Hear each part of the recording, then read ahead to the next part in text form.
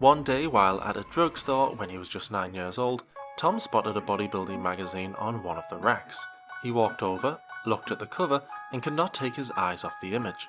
On the front of the magazine was the popular bodybuilder Dave Draper, who would win both the Mr. America and Mr. Universe competitions as well as appear in movies.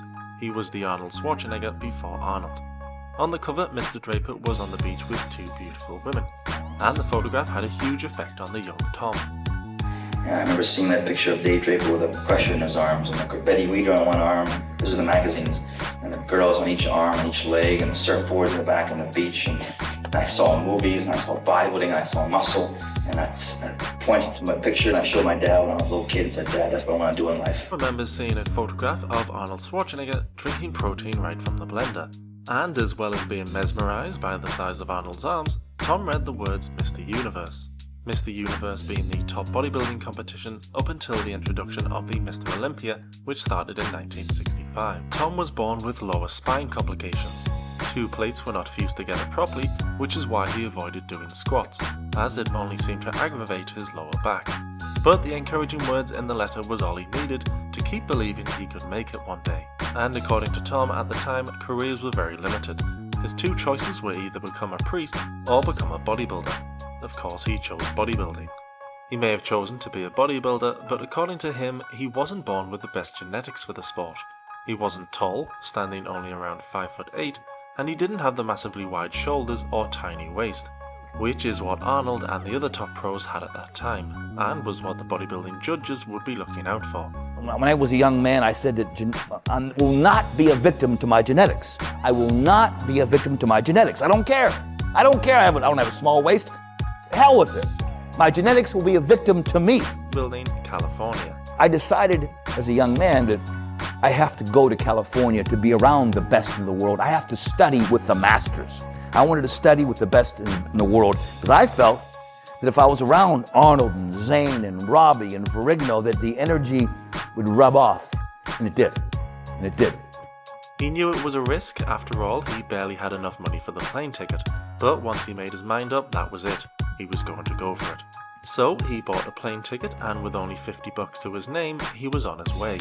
He may have been doing very well in competitions so far, but they were all amateur. If he wanted to start making some real money, he would need to win the Mr. Universe, and this would give him his pro card, and the chance to start earning some serious money. He arrived in California and moved into an apartment with 25 other people. It may not have been very glamorous, but it was right across the street from the famous Gold's Gym. Nice. Zane told me, he goes, Tom, this is your ticket. He said, none of us have legs like that. You're very different this way. This is what you should market. And I'm thinking, really, Frank? You think so? He goes, yeah. No, but he was my teacher. These guys were my teachers. They're all 15 years, 10 years older than me. And they took me under their wing and they said, okay, kid. You know, I was like the little kid. The dream. I'm going to do this no matter what. I don't care who says I'm not good enough. I'm good enough. Let me show you. And they saw that. They go, come here. The owner of the gym, Joe Gold, was beginning to bug Tom to pay his membership.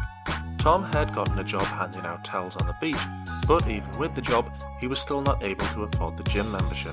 In fact, Tom wasn't far off being homeless, he was that strapped for cash. Tom told Joe to just wait until he had won the Mr. Universe and turned pro, then he would be able to afford the gym. Joe agreed, but if Tom didn't win the Universe, he would have to stop training at the gym alongside his heroes. He even considered getting a real job which would take time away from bodybuilding. I was at work, I was broke. I was handing out beach towels on the beach. And Zane took me aside. Zane said, Tom, wait. He goes, the opportunities that come to you, it's gonna come. I remember when I first went to the 78 Mr. Universe, Joe Gold, the owner of Gold's Gym, said, you know, you're gonna have to pay for a membership pretty soon, Tom. I'm like, oh, Joe, look, I don't have any money. I was a broke bodybuilder, like most guys. And he goes, after the Mr. Universe, we'll talk. I said, okay, great. A few weeks to go. I won the Universe, and I came back after the Acapulco Mr. Universe. Mike Menser won the heavyweight class. I won the middleweight class. But Joe Gold said, Tom, come here. I'm like, oh no, he wants some money. I'm like, oh God, what am I gonna do? Okay. And he goes, welcome to the club. He called Arnold up, he called Frank Zane, he says, Tom's one of us. He never pays for nothing, ever. And I walked in that gym, any kind of clothes I wanted, anything I wanted was mine. Any friends I brought in, they gave them stuff. And I'm like, I was welcomed to the family, so to speak. And I'll never forget that. Joe Gold really, nobody does this, nobody does anything alone. I had a lot of support from ex-wives, but Joe Gold was extremely helpful in my life, and really gave me an opportunity, as Joe Weider did, and everybody. Okay, and we don't do anything alone. There's always a support group around you. In '81, my fiance got together with I never told anybody this before either, but she got together with my training partner. And I came home from the '80 Olympian, and they're together. I'm like, oh my God. I was so hurt and so baffled that this girl could do this to me. I decided to take all that energy and put it into the gym before the '81 Olympia. I just opened the door to the Gold's Gym that day, that year, and boom, everything would work. It was a magical year. Any exercise I did was, wow, mind-blowing.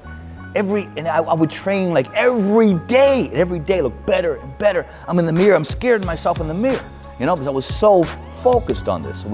I had the opportunity to be very selfish at that time, and you gotta be selfish at times, and I did, but the fact that something really devastating happened in my life gave me the opportunity to have something great happen. And I think that's the way it works. You gotta have good and bad. In life, there's good and there's evil, and there's good and bad. And a lot of times when evil and heavy, terrible things comes along in your life, it's really an opportunity. And everything I looked at in my life that's been bad, or like, oh my God, what am I gonna do? I think back now, it gave me an opportunity. Opportunity is disguised as problems. Okay, if you don't have problems, you don't have a life.